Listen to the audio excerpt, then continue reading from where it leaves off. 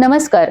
City न्यूजच्या रात्री 10च्या बुलेटिनमध्ये प्रेक्षकांचं मनपूर्वक स्वागत. आज दिनांक 10 डिसेंबर 2025 वार बुधवार. बातमीची सुरुवात करूया सुविचार मालेने. पराभवाने कथा संपत नाही तर नव्या अध्यायाची सुरुवात होते. आजचा सुविचार आपण बघितला. आता बघूया बातमीपत्राच्या ठळक बातम्या. या हेडलाईन्सचे प्रायोजक आहेत बीटीपी यात्रा ग्रुप अमरावती.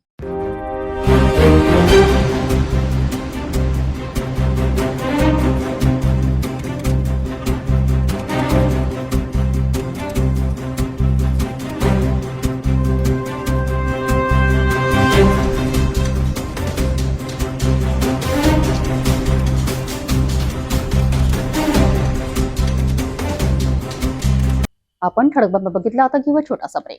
शादी और ब्याह की शुरुआत आराधना साड़ी के साथ. Aradhana wholesale shopping mall L2 बीझलँड complex, Nandgaon Peth, Amravati, Jawahar road, Amravati. Break नंतर बघूया सविस्तर बातम्या. एक नजर टाकूया शहरातील गुन्हेगारी क्षेत्रातील घडामोडींवर.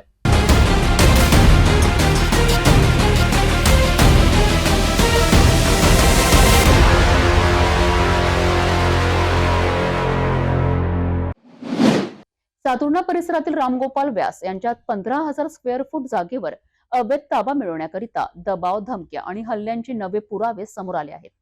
आज आम्ही तुमच्या समोर आणत आहोत सातुर्णातील मोठा जमीन वाद, सीसीटीव्हीत कैद झालेले धक्कादायक दृश्य. अमरावती शहरातील सातुर्णा परिसर गेल्या काही दिवसांपासून भूमाफियांचा धुमाकूळ सुरू आहे. सिटी न्यूजने यापूर्वी 2 भागात हा विषय मांडला होता आणि आता आणखी मोठी माहिती आमच्या हातात आली आहे. सातुर्ण्यातील बुलेट शोरूमच्या बाजूला सर्वे नंबर 17-2 रामगोपाल व्यास आणि त्यांच्या बाजूला असलेली 15,000 स्क्वेअर फूट खुली जागा. हरीश आडवाणी आणि त्यांच्या मुलांचा कथित प्रयत्न जमीन हडपण्याचा बऱ्याच दिवसांपासून सुरू आहे. 10 नोव्हेंबरला आडवाणी यांनी त्यांच्या जागेवर 10 आरचे नवीन प्लॉट घेतले आणि तिथे टाटा झुडिओ कंपनीचे मोठे शोरूम बांधण्याची तयारी सुरू केली.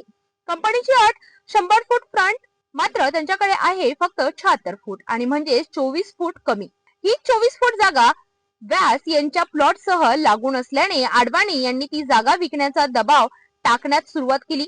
रामगोपाल व्यास यांचे लहान बंधू विष्णू व्यास यांच्या पंचवटी चौकातील दुकानात प्रत्यक्ष जाऊन जागा विकण्याची मागणी केली आणि जागा दिली नाही तर जीव घेण्याची उघड धमकी दिल्याचे आरोप आहेत.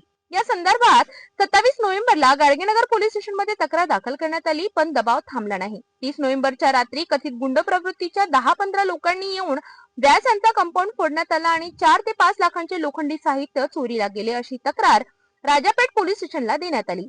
कंपाऊंड पुन्हा बांधण्यात आलं, मात्र 2 डिसेंबरची सकाळ आणखी धक्कादायक. सकाळी 5:45 चौकीदाराचा फोन, जेसीबी आली आणि भिंत पाडत आहे. रामगोपाल व्यास लगेच घटनास्थळी पोहोचले. सीसीटीव्ही फुटेज मध्ये 5:52 ते 5:57 या 5 मिनिटात संपूर्ण प्रकार स्पष्ट दिसतोय. अखेर विरोध केल्यानंतर जेसीबी थांबविण्यात आली, परत पाठविण्यात आली. व्यास यांनी तात्काळ 112 वर फोन केला, पण आश्चर्य म्हणजे एकही पोलीस अधिकारी जागेवर पोहोचला नाही. हा पूर्ण प्रकार सीसीटीव्हीत कैद झाला असून सिटी न्यूज कडे हा व्हिडिओ पोहोचला आहे. लवकरच हा संपूर्ण फुटेज आम्ही तुमच्यापर्यंत आणू पुढच्या भागात.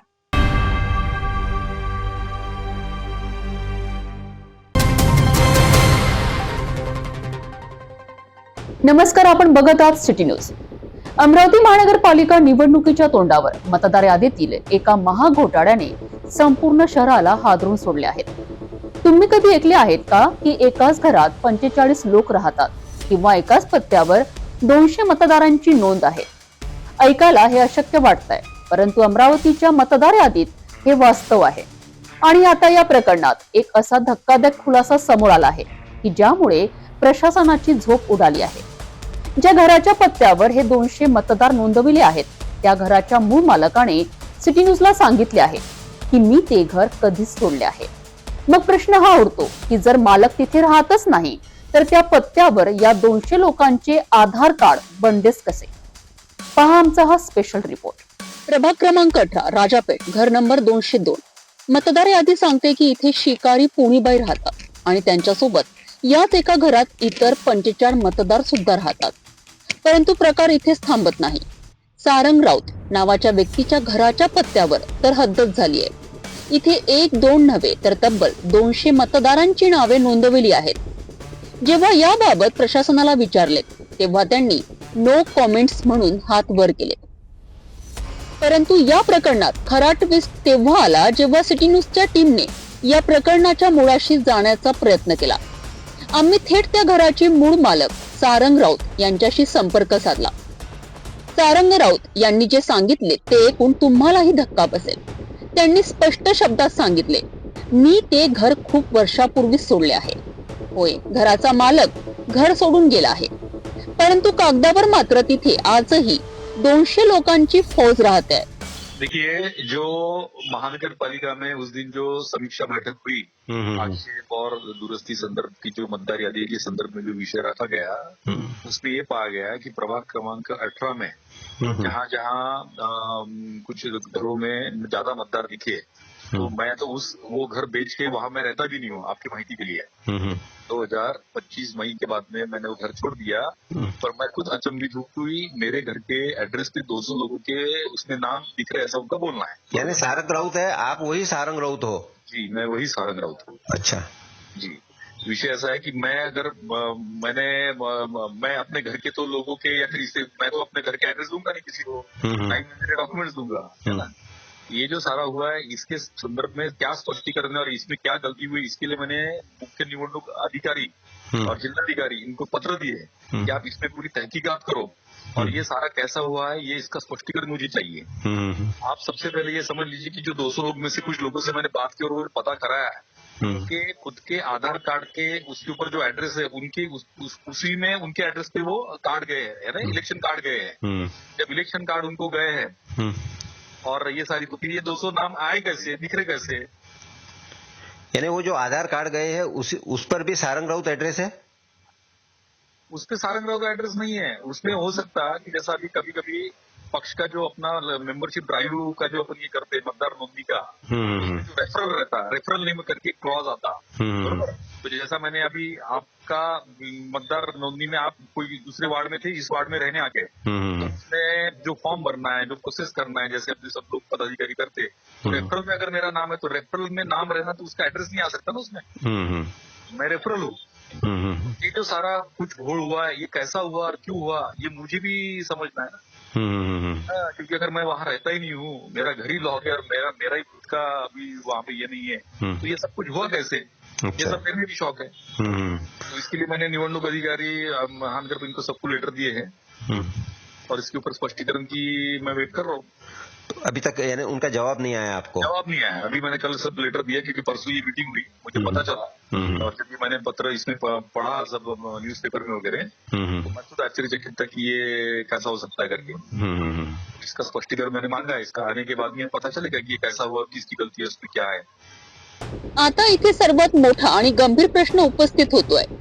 जर सारंग राऊत तिथे राहतच नाही तर त्या 200 लोकांकडे त्या पत्त्याचे आधार कार्ड आले कुठून? मतदार यादीत नाव नोंदविण्यासाठी रहिवासी पुरावा लागतो.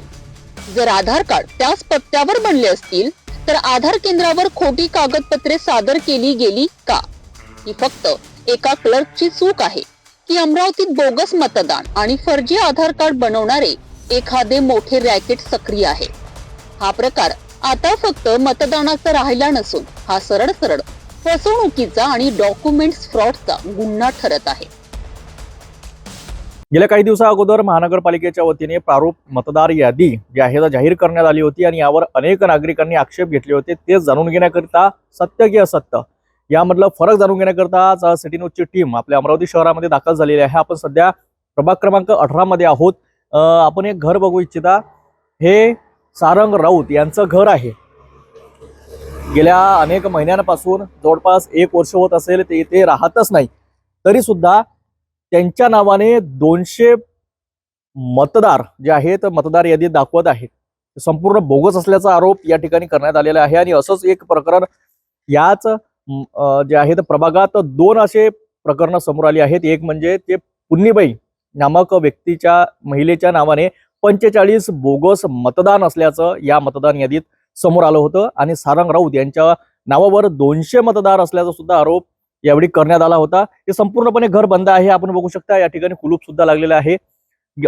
कुलपाची स्थिती जर आपण बघितलं एकंदरीत तर आपल्याला समजेल की जवळपास 1 ते 1.5 वर्षापासून या घरात कोणीही राहत नाही. संपूर्ण घर बंद आहे. तरी सुद्धा त्यांचं नाव प्रभाग क्रमांक 18 मध्ये जे आहेत ते या मतदार यादीत आलेलं आहे. आपल्यासोबत या विषयावर बोलण्याकरिता ज्या प्रभाग क्रमांक 18चे प्रतिनिधित्व करतात मुन्ना राठोड जोडलेले आहेत. आपण त्यांच्याशी नेमकी काय परिस्थिती आहे ते जाणून घेऊया. काय सांगाल, कशा पद्धतीचं हे संपूर्ण प्रकरण आहे? नाही, काय झालं की 20 नोव्हेंबरला अमरावती महानगरपालिकेने प्रारूप मतदार यादी घोषित केली. बरोबर. आणि प्रारूप मतदार यादी घोषित केल्यानंतर काय झालं की मी एक माजी नगरसेवक म्हणून किंवा इच्छुक उमेदवार म्हणून मी त्याच्यावर आक्षेप घेतला. बरोबर. आक्षेप घेतला असताना मला हे सर्व प्रकरण लक्षात आलं. बरोबर. लक्षात आल्यानंतर मी काय केलं की जे निवडणूक अधिकारी आहे झोन क्रमांक 2चे प्रमोद इंगोले म्हणून व महानगरपालिकेचे निवडणूक अधिकारी आहे त्यांना हा प्रकरण लक्षात आणून दिलं. मुन्नेबाईचं पण आणि या सारंगराव माझे मित्र आहे. हे अनेक वर्षापासून माझे मित्र आहे, इथे राहत होते. परंतु त्यांनी आता हे घर विकलं आणि अनेक काळापासून ते कॅम्प मध्ये राहायला गेलेले आहे. बरोबर. परंतु त्यांच्या ऍड्रेसवर 200 मतं दाखवण्यात आलेले आहे आणि 200 मतं याच घराचा त्यांनी पत्ता दिलेला आहे. बरोबर. आणि असं असताना की बा आता मला हे लक्षात आलं की बा सारंगराव तर इथून दुसऱ्या ठिकाणी राहायला गेले, मग 200 मताचा पत्ता यांच्या इथे कसा दाखवलेला. मग मी आक्षेप घेतला. निवडणूक अधिकाऱ्यांना लक्षात आणून दिलं की बा आमच्या प्रभागामध्ये हे 2 प्रकरणं असे अनेक प्रकरण राहू शकतात. बरोबर. कारण की या प्रकरण म्हणजे काय झालं की या 18 मध्ये अधिकृत महानगरपालिकेने जे लोकसंख्या दाखवली ते 26,909 दाखवली होती. परंतु वाढीव मतदान त्यांनी दाखवलं 30,473. जवळपास 3,500 ते 4,000. 3,500 मतं त्यांनी वाढीव दाखवलेले आहे. बरोबर. आता मी प्रश्न केला की बा 3,500 मतं कसे वाढले, कोणत्या आधारावर वाढले हे, आणि हे मतदान कुठचे आहे, कोण आहे, याचा पत्ता वगैरे आम्हाला माहिती द्या. बरोबर. तर जेणेकरून आमच्या लक्षात येईल की बा हे स्थानिक लोकच आहे, स्थानिक मतदारच आहे की इतर ठिकाणचे आहे.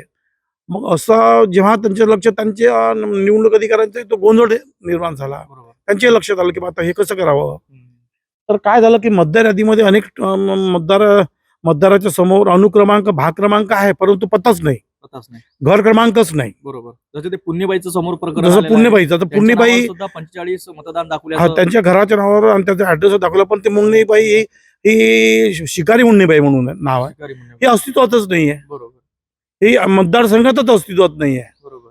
मग अशा व्यक्तीच्या नावावर 45. आणि आता आम्ही हे 2 प्रकरणात तुमच्या लक्षात आणून दिले. बरोबर. असे अनेक प्रकार असू शकतात. बरोबर. कारण की त्यांनी काय केलं, प्रभाग क्रमांक 18 हा राजापेठ संत तुकाराम म्हणून प्रभाग आहे. बरोबर. आणि अधिकृत महानगरपालिका निवडणूक आयोगाने याची जी बाउंड्री घोषित केलेली आहे त्यानुसार जो एरिया आतमध्ये येतो त्यामध्ये मतदार त्या आतमधले जे मतदार असले पाहिजे. परंतु कुठं जेवणनगर छत्री तलावचे, कुठं रवीनगरचे, कुठं सरोज कॉलनी सुखगिरणीचे, त्या प्रभागातले नावं इथे आलेले आहे आणि इथले जे नावं आहे त्या प्रभागात गेलेले आहे. मग इतका मोठा घोळ झाला असताना आम्ही ते महानगरपालिकेच्या निवडणूक अधिकाऱ्याच्या लक्षात आणून दिलं. लक्षात आणून दिल्यानंतर त्यांचं असं म्हणणं आहे की मतदान कमी करणं, वाढीव करणं. म्हणजे आता 2 प्रश्न त्याच्यात असे होते की अनेक त्यांनी म्हणजे जे जनसंख्या आहे, जे जनगणना झाली होती ते 2011 मध्ये झाली होती. त्याच्या आधार तेव्हापासून त्यांनी आतापर्यंत जनगणना झालेलीच नाही.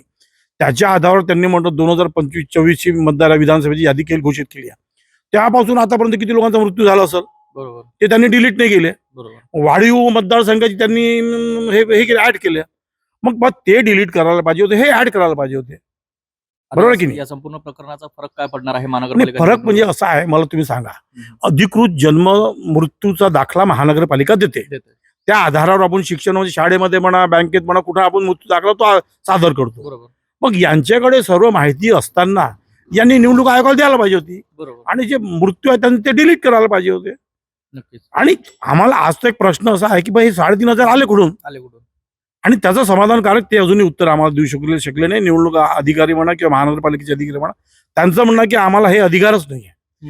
आता त्यांनी फॉर्मॅलिटीज म्हणून आमची सुनावणी घेतली, आमचं अभिषेक घेतलं, परंतु आम्हाला डाऊट आहे कारण की त्यांनी अधिकृत यादी घोषित करण्याकरिता 3 तारखा बदललेल्या आतापर्यंत. बरोबर. आणि 3 तारखा बदल आता त्यांनी 15 डिसेंबर केली. तर मग हा घोळ आहे किंवा हा या घोळाचा निकाल लागेल का, परंतु माननीय आयुक्तांनी याच्यावर नो कमेंट्स म्हटलेलं आहे. बरोबर. तर आता ही निवडणूक कशा पद्धतीने महानगरपालिकेची 2025 ची पार पडेल, हा एक मोठा प्रश्न निर्माण होऊन राहिला. नक्कीच एकंदरीत जर बघितलं तर मोठ्या प्रमाणात प्रभाग क्रमांक 18 मध्ये जे आहेत अनेक नागरिकांनी आक्षेप घेतले, जे प्रतिनिधित्व करतात, जे या प्रभागाचं प्रतिनिधित्व करतात त्यांनीच या प्रभागावर जे आहेत आक्षेप केलेला आहे. मोठ्या प्रमाणात या प्रभागामध्ये 3,500 जे आहे मतदार वाढीचे आरोप त्यांनी केलेला आहे. आणि एकंदरीत जर स्वतःच आपण चित्र या ठिकाणी येऊन बघितलं तर सारंग राऊत हे गेल्या अनेक महिन्यांपासून या ठिकाणी राहत नाही, मात्र त्यांच्या नावाने 200 मतदार बोगस मतदार जे आहेत या मतदान यादीत जाहीर करण्यात आलेले आहेत. आता या संपूर्ण प्रकरणामध्ये हे षडयंत्र आहे की तांत्रिक चूक, ह्या तपास आता महानगरपालिका करेल का, हा मोठा प्रश्न अमरावती शहरामध्ये या ठिकाणी उपस्थित होत आहे. कॅमेरामॅन मोहन विश्वकर्मासह मी रोहित खळे, पाहत रहा सिटी न्यूज अमरावती.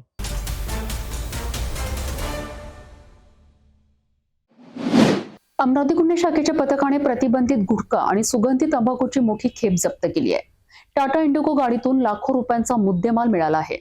चालकाला अटक करून पुढील कारवाईकरिता अन्न व औषध प्रशासनाकडे ताबा देण्यात आला आहे. 9 डिसेंबर 2025 रोजी सहाय्यक पोलीस निरीक्षक अमोल कडू आणि त्यांच्या पथकाने पोलीस आयुक्तालयाच्या हद्दीत नियमित पेट्रोलिंग करीत असताना गुप्त बातमीदाराकडून माहिती मिळाली की टाटा इंडिगो गाडी अवैध प्रतिबंधित गुटखा व सुगंधी तंबाखू घेऊन अमरावतीकडे येत आहे. ही माहिती खात्रीलायक असल्याने गुन्हे शाखेने तात्काळ अन्न व औषध प्रशासनाचे अधिकारी गजानन गोरे तसेच पंचांना संपर्क करून बोथरा नर्सरी, हॉटेल लँडमार्क ते अकोला टी पॉइंट दरम्यान सापळा रचला. दरम्यान संशयित वाहन दिसल्यावर पथकाने गाडी थांबवून पंचासमक्ष तपासणी केली.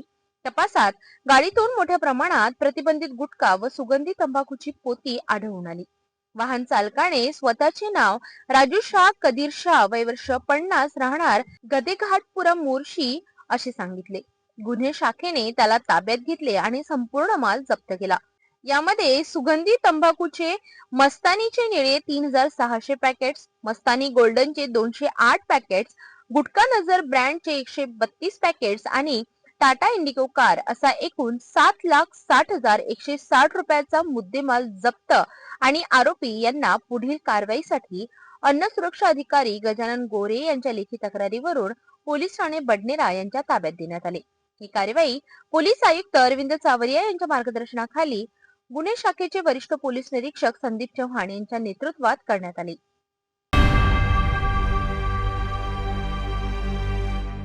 तपोवन पासून फक्त 1.5 किलोमीटर अंतरावर राधानगरी लेआउट लेक व्ह्यू प्लॉट सह मोजकेच प्लॉट शिल्लक.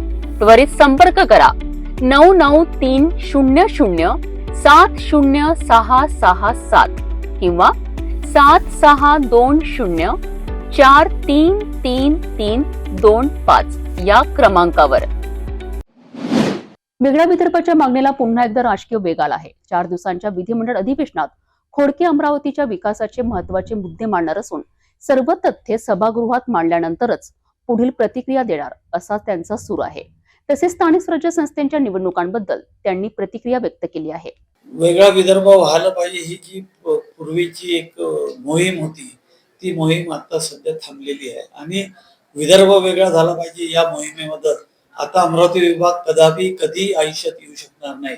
कारण की विदर्भाचा विकास झाला नाही हा एक पार्ट आहे, परंतु आता या 2-3-5 वर्षात या 10 वर्षात 2014 पासून ते आतापर्यंत जर तुम्ही घेतलं तर जो काही विकास होऊन राहिला तो फक्त नागपूर विभागाचा आणि त्यातल्या नागपूरचा विकास होत आहे आणि बाकी ठिकाणी अमरावती विभाग सर्व सेक्टरमध्ये, मग आरोग्य असेल, शिक्षण असेल, इरिगेशन असेल, इंडस्ट्री असेल, बाकी जेवढे सेक्टर आहे त्या सर्व सेक्टरमध्ये अमरावती विभाग पुन्हा मागे जात आहे.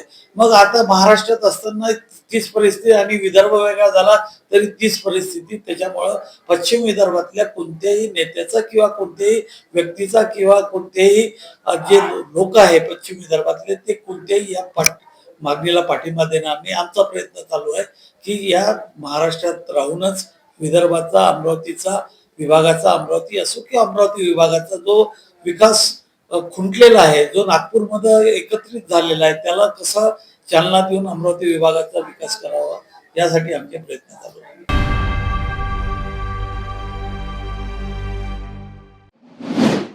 अमरावती शहरातील वाहतूक आणि विकासाच्या दृष्टीने अत्यंत महत्त्वाचा असलेला राजकमल उड्डाण पूल बंद करण्याचा निर्णय झाल्यानंतर शहरात मोठी चर्चा रंगली आहे. परंतु या संपूर्ण प्रकरणाचा सखोल पाठपुरावा करत सिटी न्यूजने हा विषय सातत्याने उचलून धरला आहे.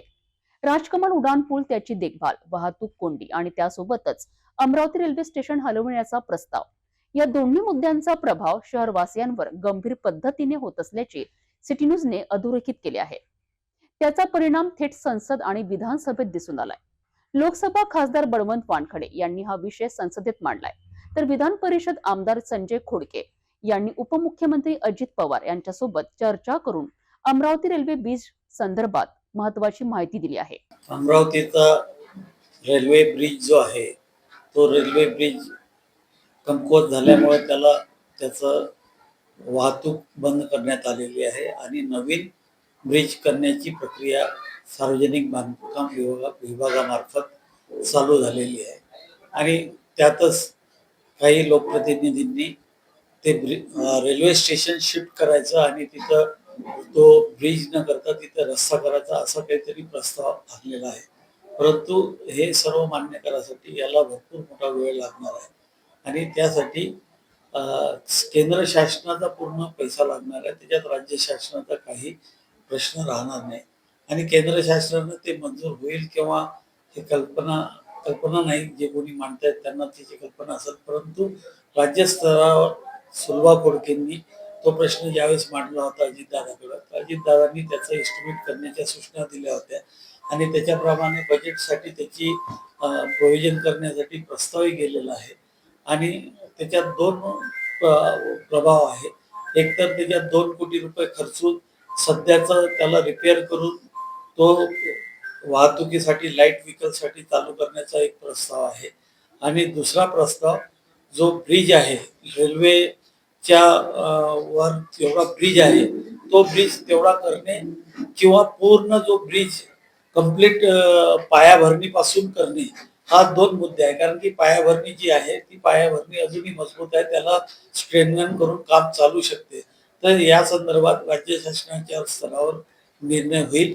लवकरच त्या संदर्भातली बैठक आम्ही अजितदादाकडे लावणार आहोत आणि त्या संदर्भातला अंतिम निर्णय झाल्यानंतर एक तर त्याची डागडुजी करून 1-1.5 वर्ष त्याला वाहतुकीसाठी लाईट व्हेकलसाठी खुला करणे आणि त्यानंतर जी प्रक्रिया आहे, कारण की जर बजेट करायचं म्हटलं तरी त्याला वर्ष जाणार आहे. त्यानंतर त्याला पूर्ण ब्रिज पाडून करणे, त्याचं डिझाईन करणे, रेल्वेचं आर्किटेक्चर असते, रेल्वेकडून त्याचं डिझाईन सँक्शन करून घ्यावं लागते आणि ते सँक्शन करणे हे सर्व 1-1.5 वर्ष त्यात जाणार आहे. म्हणून तोपर्यंत लाईट व्हेकल चालू करणे हा पहिला प्रस्ताव आणि दुसरा कालांतरानं जिथं ब्रिज आहे तिथंच ब्रिज उभारणे हा दुसरा प्रस्ताव. यावर आम्ही चांगल्या पद्धतीनं काम करत आहोत. टॉप प्रायोरिटीवर त्याचं काम चालू आहे.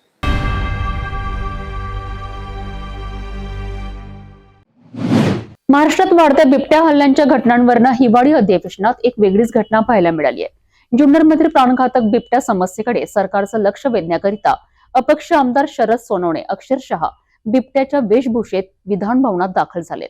या अनोख्या आंदोलनामुळे संपूर्ण अधिवेशनात खळबळ उडाली आहे. त्यामुळे त्यांना 100% विचार करावा लागेल की रेस्क्यू सेंटर बनवणे, मादी एका बाजूला नर एका बाजूला आणि हजारची संख्येने जेव्हा आपण आत्महत्या त्यांना करू त्यावेळेला नसबंदीचा विषय येत नाही, शेळ्या सोडायचा विषय येत नाही आणि 100% जे काय थोडेफार राहतील त्याच्यामध्ये बाकी त्यांना आपल्याला आयडेंटिफाय करता येईल. वनमंत्र्यांचा उपाय फिजिबल नाहीये. माझं असं म्हणजे की अधिकाऱ्याने त्यांना सुचवलेला उपाय हा चुकीचा आहे.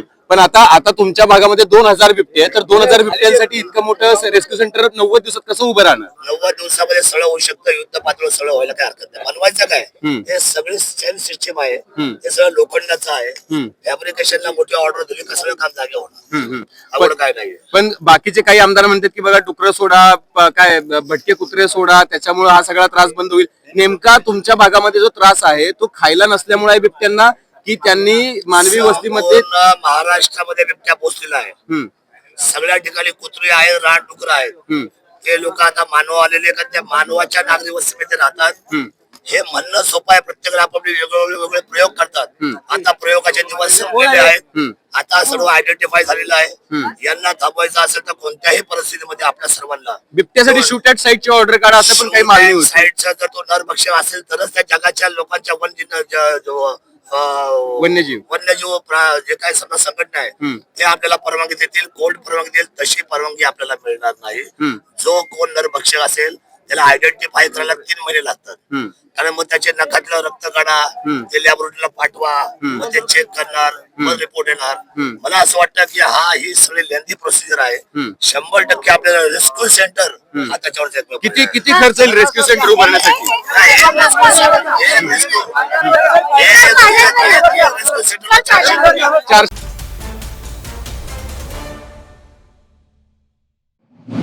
मुंबईसारख्या लाखोंच्या महानगरात भाषेच्या नावावर होणाऱ्या हिंसाचाराचा प्रश्न विधानसभेत तीव्रतेने उपस्थित करण्यात आलाय. मराठी बोलत नाही म्हणून बाहेरगावून मुंबईत रोजगारासाठी आलेल्या लोकांवर हल्ले होत असल्याचा गंभीर आरोप करण्यात आला आहे. अर्णव खैरे या तरुणाच्या मृत्यूने या प्रश्नाला आणखी वेदनादायी वळण मिळालं आहे. भाषेच्या नावावर अपमान, मारहाण आणि मानसिक छळ सहन करत अखेर त्याने आत्महत्या केल्याचं कुटुंबियांचे म्हणणे आहे. ही घटना फक्त एक अपवाद नसून मुंबईत वाढत चाललेल्या भाषावादाचे हे धक्कादायक उदाहरण असल्याची टीका करत विधानसभेत आमदार अबू आझमी यांनी भाषावादाचा मुद्दा जोरदारपणे मांडलाय. ये फोटो थी अर्नब खैरे की.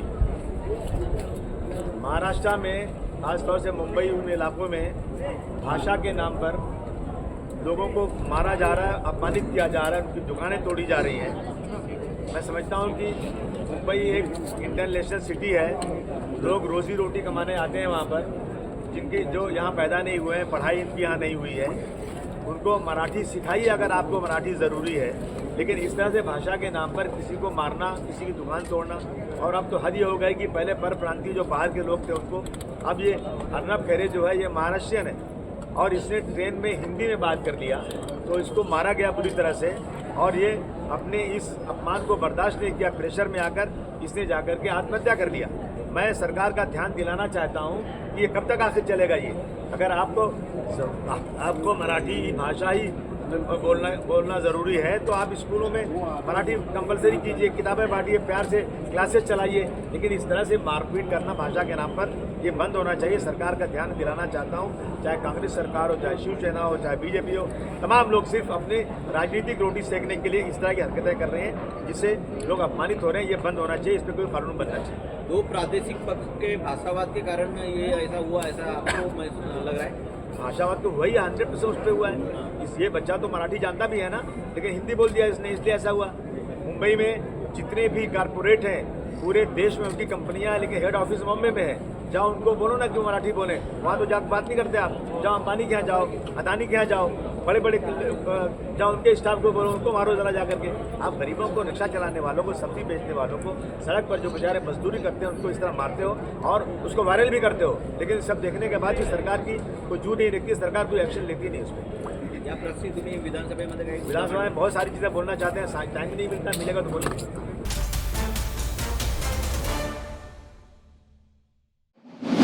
बुधवारी विधान भवनामध्ये पत्रकारांनी एकजुटीची ताकद दाखवत जोरदार आंदोलन केले आहे. प्रेस क्लबच्या अध्यक्षांनी पत्रकार राजेश यांच्यासोबत गैरवर्तन केल्याचा आरोप करत राजेश यांच्या कॅमेऱ्याची तोडफोड झाल्यावर पत्रकारांनी एकत्रित येत निषेध नोंदविलाय. विधान भवनाच्या परिसरात बुधवारी पत्रकारांनी मोठ्या संख्येने जमून एकजुटीचं प्रदर्शन केलं. प्रेस क्लबच्या अध्यक्षांकडून पत्रकार राजेश यांच्यासोबत गैरवर्तन आणि कॅमेरा फोडल्याची घटना घडल्याचा आरोप पत्रकारांकडून करण्यात आलाय. घटनेनंतर संतप्त झालेल्या पत्रकारांनी विधान भवनाच्या प्रवेशद्वाराजवळ ठिय्या देत जोरदार घोषणाबाजी केली. या आंदोलनात विविध मीडिया संस्थांचे प्रतिनिधी एकत्र येऊन निषेध नोंदवत होते. पत्रकारांच्या सुरक्षेचा, प्रतिष्ठेचा आणि कामाच्या स्वातंत्र्याचा प्रश्न पुन्हा एकदा पुढे आलाय. राजेश कुमार.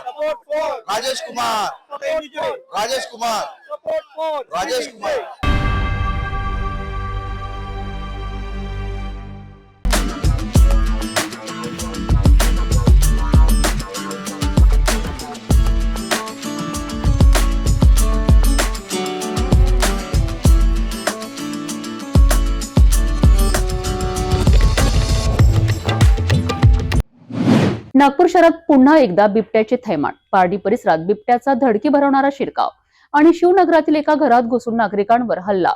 काही जण जखमी तर परिसरात भीतीचं सावट. गेल्या महिन्यात ही तिसरी घटना आणि वन विभागाला सतर्कतेचा इशारा.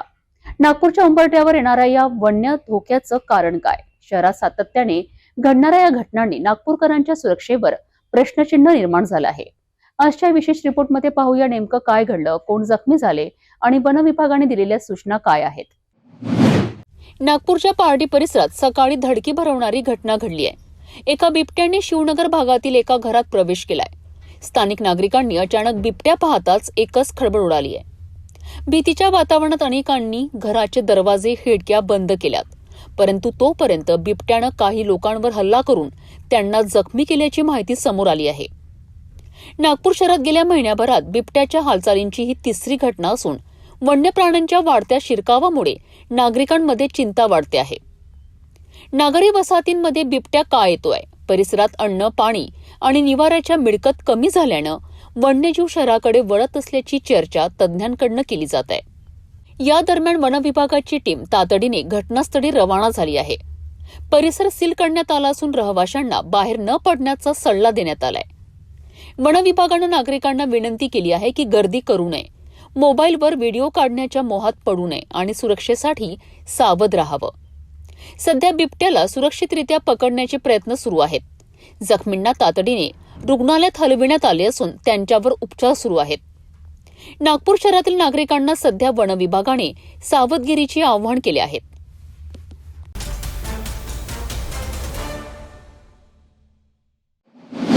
मुख्यमंत्री समृद्ध पंचायत राज अभियानांतर्गत पिंपळखुटा ग्रामपंचायतीत विविध उपक्रमांचे भव्य आयोजन करण्यात आले. रक्तदान शिबिरापासून ते वृक्षारोपणापर्यंत अनेक उपक्रमात ग्रामस्थांनी उत्स्फूर्तपणे सहभाग नोंदविला. या उपक्रमांची पाहणी करण्याकरिता वरिष्ठ अधिकाऱ्यांनी प्रत्यक्ष भेट देत प्रगतीची माहिती घेतली आहे. पिंपळखुटा ग्रामपंचायत मुख्यमंत्री समृद्ध पंचायत राज अभियानाअंतर्गत येथे विविध लोककल्याणकारी उपक्रमांचे आयोजन करण्यात आले. रक्तदान शिबिर, मोफत आरोग्य तपासणी, ग्राम स्वच्छता मोहीम आणि वृक्षारोपण असे 4 प्रमुख उपक्रम राबविण्यात आले. कार्यक्रमाची पाहणी करण्यासाठी मुख्याधिकारी बायस, पंचायत समिती अमरावतीचे विस्तार अधिकारी गवई तसेच डेप्युटी सीईओ यांनी भेट देऊन उपक्रमांची पाहणी घेतली. डेप्युटी सीईओ यांनी स्वतः एक रोप लावून त्यावर ट्री गार्ड बसवून ग्रामविकासाच्या उपक्रमांना प्रोत्साहन दिले. आरोग्य अधिकारी डॉक्टर विवेक सुदेवाडे, सरपंच राऊत, उपसरपंच पद्मा मेश्राम, सचिव पल्लवी रंगारी आणि ग्रामपंचायतीच्या सर्व सदस्यांनी या उपक्रमात सक्रिय सहभाग घेतला. कार्यक्रम यशस्वी करण्यासाठी सूरज गंथळे यांनी घेतलेल्या विशेष परिश्रमांचेही वरिष्ठांनी कौतुक केले. आरोग्य शिबिराचा लाभ अनेक वृद्ध नागरिक, महिला, पुरुष आणि विद्यार्थ्यांनी घेतला. ग्रामपंचायत पिंपळखुटा येथे राबविण्यात आलेले हे उपक्रम ग्राम विकास आणि आरोग्य जनजागृतीसाठी अत्यंत उपयुक्त ठरले.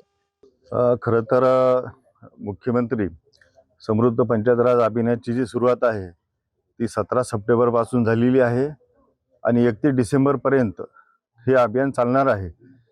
100 दिवसाचं अभियान आहे आणि स्पर्धा आहे. याच्यामध्ये जे आमचे 8 घटक आहेत त्या 8 घटकावरती 100 गुण आहेत. त्या गुणाच्या आधारे गुणांकन होणार आहे. तर यामध्ये आता शेवटचा टप्पा आहे आणि शेवटच्या टप्प्यामध्ये सर्वच ग्रामपंचायती अतिशय जोमाने कामाला लागलेल्या आहेत.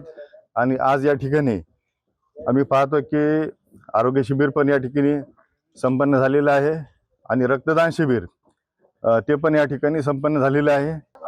आज इथं पिंपळखुटा इथे मुख्यमंत्री समृद्ध पंचायत राज अभियानाअंतर्गत आरोग्य शिबिर आणि ब्लड डोनेशन कॅम्पचं आयोजन केलेलं आहे. तसंच शाळकरी मुलांची आरोग्य तपासणीचं सुद्धा आम्ही आयोजन केलेलं आहे. या आयोजनासाठी इथलचे मेडिकल ऑफिसर अंजन सिंगीचे, कविता यादव मॅडम, तसेच CHO अब्दुलकर मॅडम, मृगया मॅडम आणि बाकी आमचे हेल्थ कर्मचारी सर्व इथं हजर आहे.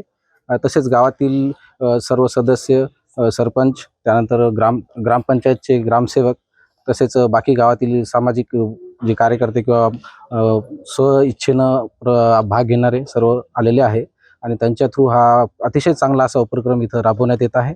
आतापर्यंत मला वाटते ब्लड डोनेशन किती लोकांचं झालं? 15 लोकांचं आतापर्यंत झालेलं आहे आणि प्रोग्रेसिव्ह आहे, अजूनही आकडा वाढेल. तर अतिशय छान असा कॅम्प आणि आरोग्य शिबिराचं आयोजन इथं झालेलं आहे. आणि हा उपक्रम आज जी एक सुरुवात झालेली आहे ही नेहमीच अशी लोकसहभागातून आम्ही राबवणार आहे. त्याचबरोबर या शनिवारी श्री संत शंकर महाराज कनिष्ठ महाविद्यालय कला व MCVC यांच्या संयुक्त विद्यमाने संपूर्ण गावाची ग्राम स्वच्छता अभियान ही शनिवारी सकाळी ठीक 9 वाजता ग्रामस्थ, त्याबरोबर गावातील युवा विद्यार्थी, युवा नेतृत्व आणि जे काही सामाजिक कार्यकर्ते आहे आणि ज्या काही आमच्या इथल्या श्री संत शंकर महाराज कॉलेज असेल, त्याचबरोबर जिल्हा परिषद शाळा असेल, यांच्या सहकार्याने जो उपक्रम आम्ही राबवणार आहे तो पण याच उपक्रमाच्या अनुषंगाने यशस्वीरित्या पार पडू व जो या पंचायत राज अभियान चालू आहे यामध्ये आमच्या ग्रामपंचायतनी भरघोस प्रमाणात पारितोषिक मिळवावं यासाठी आम्ही सगळे लोक त्यांना सहकार्य करू व पारितोषिकाच्या रेसमध्ये आम्ही आता सध्या तरी आहे.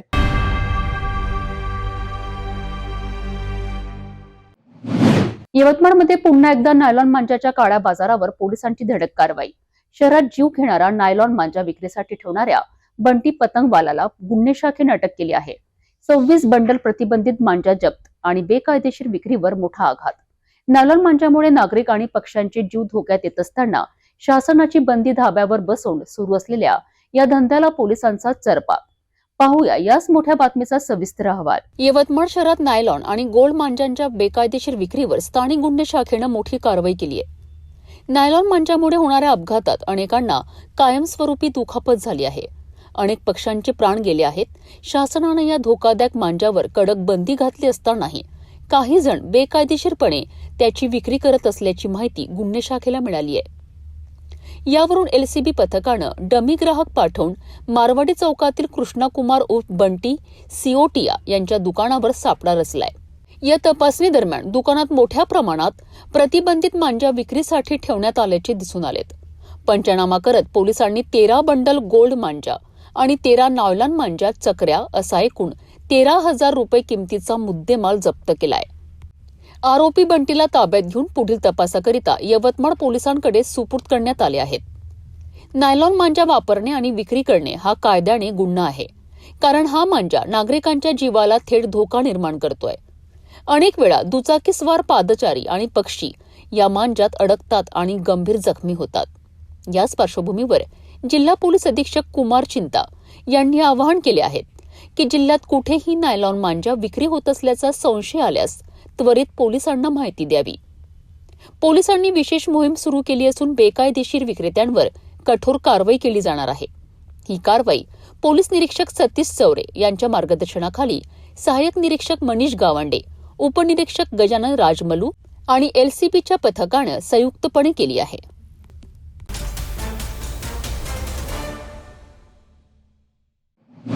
नांदेडहून कळमनुरी तालुक्यात अवैध रेतीचा काळा बाजार. रात्रीच्या अंधारात धडाकेबाज धाड, परंतु प्रशासन मात्र ठरलं मौन.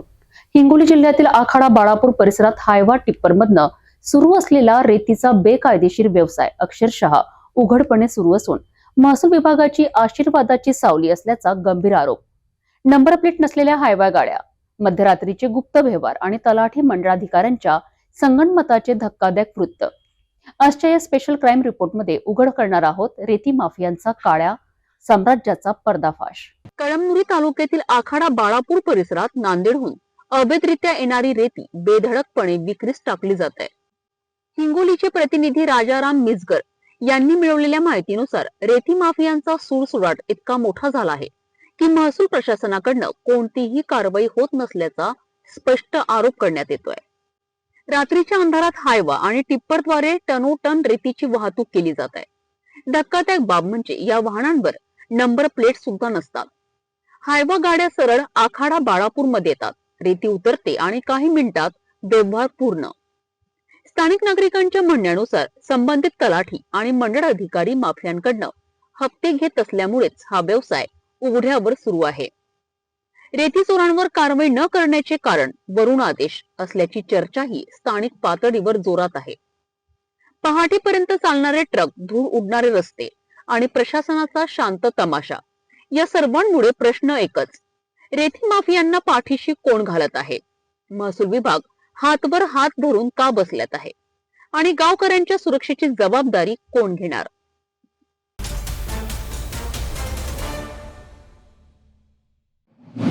लातूर जिल्ह्यात रबी हंगामात मोठी भरारी.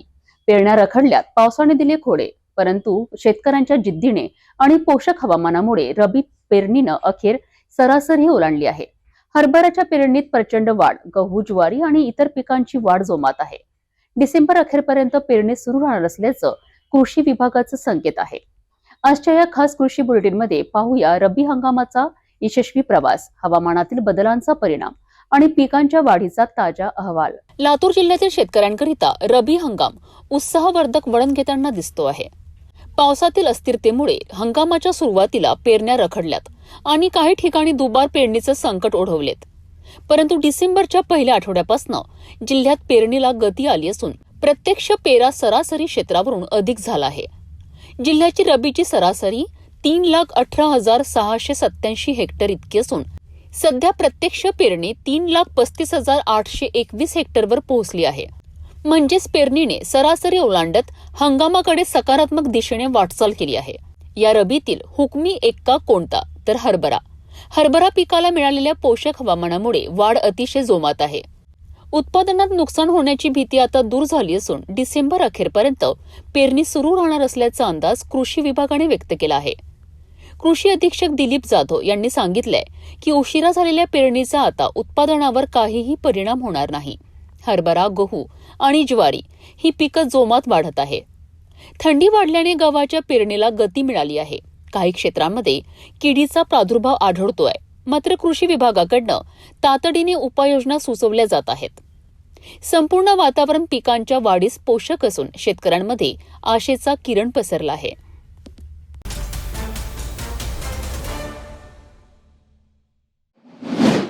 लातूर जिल्ह्यातील औसा तालुक्यातील बुधोडा गावात स्मशानभूमीच्या रस्त्याबाबत मोठा वाद निर्माण झाला आहे.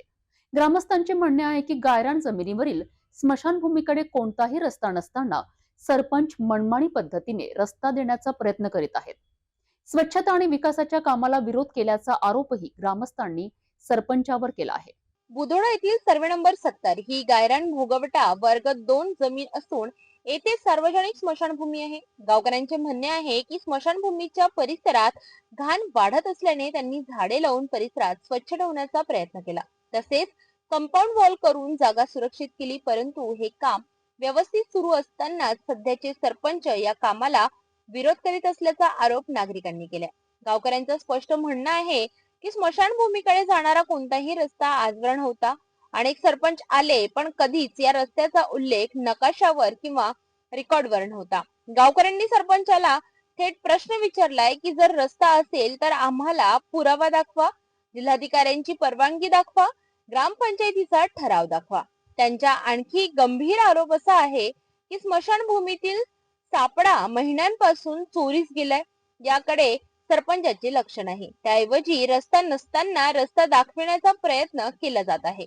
ग्रामस्थांचे म्हणणे आहे की सरपंच दुसऱ्यांच्या जमिनीच्या वादात हस्तक्षेप करून भांडणाला हवा देत आहे. सरपंच जनतेची दिशाभूल करीत आहेत. माजी सरपंचांनीही स्पष्ट केले की माझ्या कार्यकाळात स्मशानभूमीकडून कोणताही रस्ता नव्हताच. या सर्व प्रकरणामुळे बुधोडा गावात तणाव वाढला असून ग्रामस्थ सरपंचाच्या भूमिकेविषयी उत्तर मागत आहेत.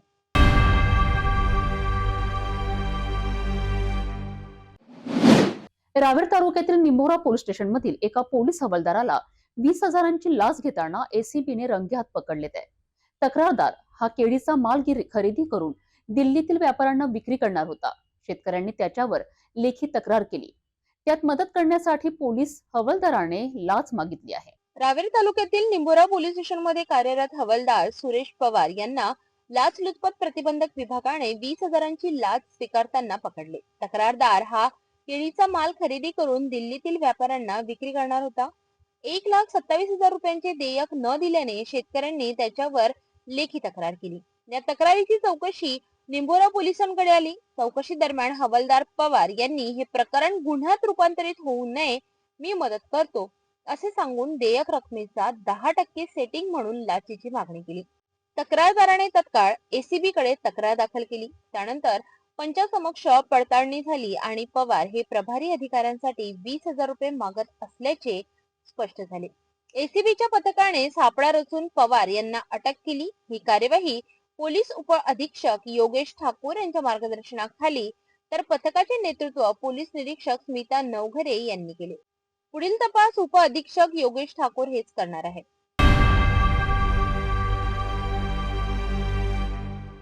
जाता जाता पुन्हा एकदाच्या ठळक बातम्या. या हेडलाईन्सचे प्रायोजक आहेत बीटीपी यात्रा ग्रुप अमरावती.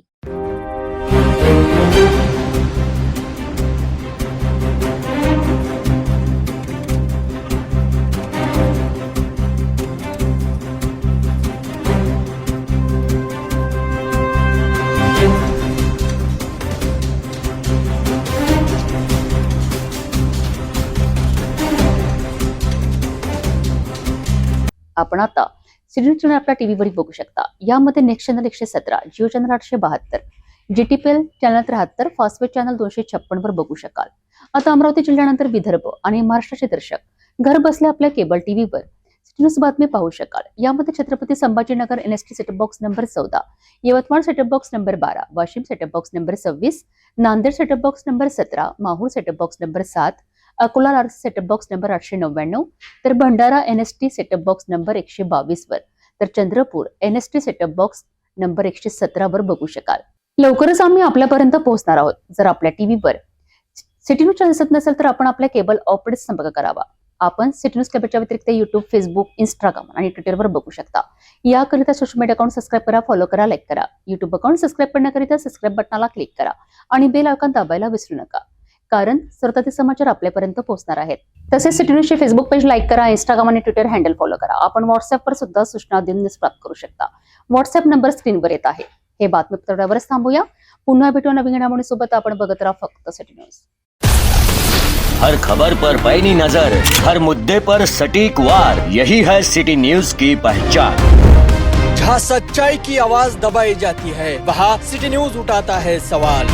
हर स्क्रीन पर, हर प्लेटफॉर्म पर हमारी मौजूदगी बोलती है. सिटी न्यूज हमेशा सच के साथ.